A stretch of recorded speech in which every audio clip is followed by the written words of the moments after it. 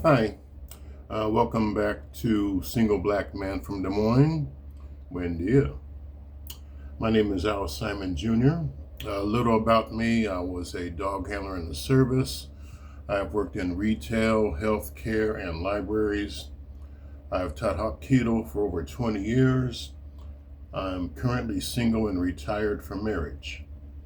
Now I'm a fledgling writer. From time to time, I'll read some of my pieces, fiction and nonfiction. And also, time permitting, I'll tell some jokes that I've heard in the past. I like to keep these around 10 minutes. I do have a couple of corrections to make. The story I posted earlier, I Love Your Butt, has been published by Deep Overstock. That was in November of 2024.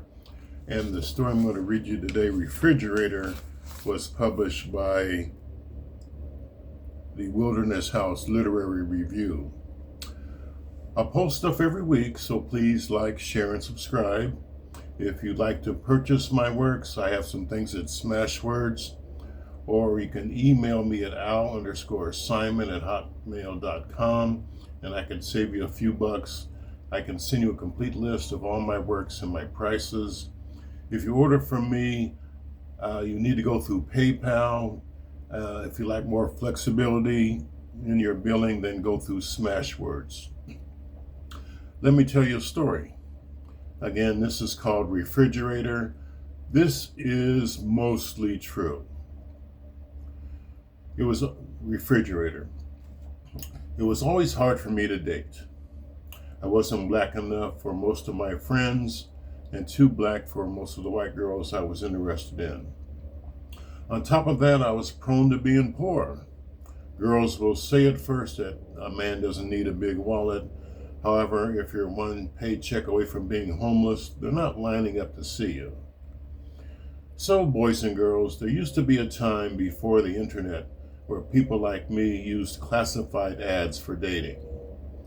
Now that I think about it, I had more dates using the classifieds as opposed to online dating, but I digress. I wasn't bad looking. I was 6 feet tall. I was 67 at the time of writing this. Now I'm 70 years old. I was teaching a martial art that kept me in relatively good shape, and I was known to be a nice dresser. Although I abhorred the reference at the time, I was often described as cute. I'd often get quizzical looks from women when I told them I wasn't seeing anyone. Often I hear, well, why aren't you dating? I'm surprised no one has snatched you up. Granted, these comments usually came from women who already knew me. That being said, I'd often think and reply, well, why don't you take one for the team? Once I began my foray into classified ad dating, a few drawbacks became apparent. First, no picture. Oh, there were some code words that gave me an idea of what you were getting. BBW, full-figured, losing. As I grew older, I could appreciate a woman with curves and carrying more weight. However, obese did not add up to buxom in my mind, and I wasn't quite 40, so I could be more particular then. 9 times out of 10, I rarely saw whom I was dating until the actual date. We exchanged a few conversations, and if they sounded interesting, I'd arrange a meet. I won't say I was horrified by my prospects in Des Moines. I was just disappointed. So I decided to cast my net out wider. I began to talk to women outside of the city, one in Iowa City and one in Iowa Falls. By this time, we all knew what our respective races were, and we had had several conversations. I did get a picture from the one in Iowa City, and although she wasn't unattractive, she didn't appeal to me. So to use the terms the kids use today, I ended up ghosting her. And so I ended up setting my sights on Pam in Iowa Falls. Again, I didn't have a picture of Pam. I prided myself on cooking and said I'd bring and prepare dinner. I like Asian cuisines, so I prepared some stuffed chicken wings, some fried rice, and a cucumber salad. I had to rent a car since I didn't have one at the time, and I also bought a new outfit. We settled on a date, and one Friday evening I made the drive north to Iowa Falls. I'm afraid the historic area where she lived was the best part of the trip.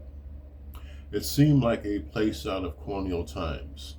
There were red brick streets. A lot of homes had ionic columns on the porch. I was able to park in front. I carried my bag of goodies, which included the lunch and some flowers and chocolates. I rang the doorbell, and within a few seconds, Pam came to the door.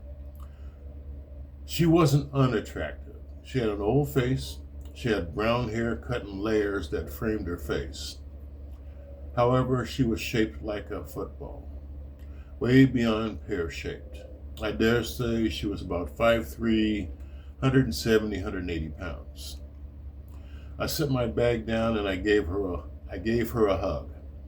However, mentally I was thinking, 30 for the lunch, there was flowers, 75 for the car rental, used clothes, gas. I had made the drive, I had food prepared, flowers, candy, so I decided to make the most of it. We had some small talk while I got dinner ready. She was appreciative of the chicken wings, although she only ate the filling and snacked on a few of the spring rolls. I didn't bring any alcohol with me, and I could have used a joint. We adjourned to the front room, and on the way, she made a grab for my arm, and I instinctively flinched, to which I regret.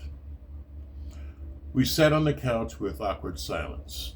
By then, we knew there was no chemistry on my part. I wanted to leave, but it was getting dark and beginning to snow. Tell me one of those jokes you hear at work, she asked.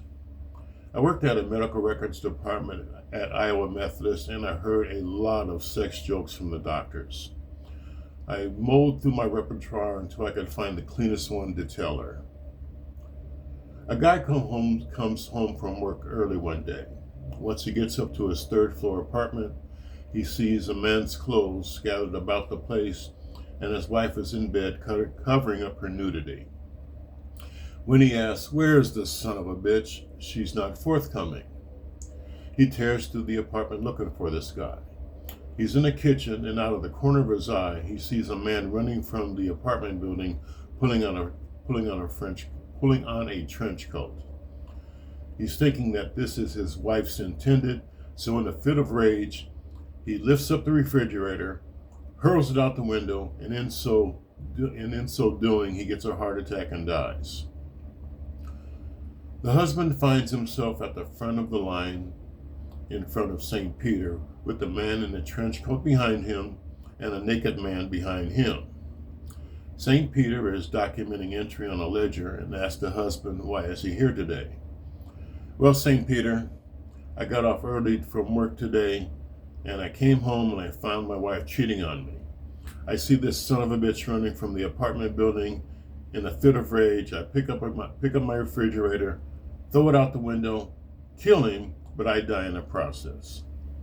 St. Peter mumbles as he writes, "Kill son of a bitch with refrigerator. Okay, my son, you may enter heaven." St. Peter addresses the next man in the trench coat. "Why are you here, my son?" The man says, "St. Peter, I was running late for work, and I get killed by a refrigerator sailing out of the apartment building where I live." St. Peter mumbles as he writes, "Late for work, killed by a refrigerator, you may enter heaven, my son." Lastly, St. Peter turns to the nude man and says, "Why are you here today, my son?" The nude man says, "Well, St. Peter, I was sitting in this refrigerator, minding my own business." Pam laughs appreciatively. An awkward pause envelops us. She catches me looking out the window. Dreading what might come next, I take a breath and begin, "Well, I guess I'll be heading on. I don't think nothing's going to happen between us." "I figured as much," she said. She looked outside. "It's getting late and it's snowing. You can stay here." When it looked like I was going to protest, she added, "You can sleep on the couch. I won't bother you." Just when I let out a sigh of relief, she added, "I never mentioned this to you when we were talking. It's It's kind of hard to bring this up in a conversation. Plus, I didn't want to scare you off. Okay, now I'm getting scared. What are you inferring? My house is haunted. Bullshit. Seriously. A couple was murdered upstairs. I have a ghost that runs up and down the stairs every now and then. Get out. We sat there staring at each other. I think it's a he, and he shouldn't bother you. Well, what does he do? Well, if he's mad, he sometimes buzzes around your face. All you have to do is tell him to leave you alone. I see, I said. Well, boys and girls, it's not a big surprise to you, but I went ahead and headed back to Des Moines. Well, that's it for that. Again, I post stuff every week, so please like, share, and subscribe. If you'd like to purchase my works, I have some things at Smashwords, or you can email me at al_simon@hotmail.com. I can save you a little bit more money. I can only take transactions through PayPal. If you need a little bit more flexibility in payment, go through Smashwords. But again, if you order from me, it'll be a little bit cheaper. And all right, let me finish up with this. You load 16 tons. What do you get? Another day older and deeper in debt. St. Peter, don't you call me, 'cause I can't go. I owe my soul to the company store. Thanks a lot. Get Al out of the ghetto.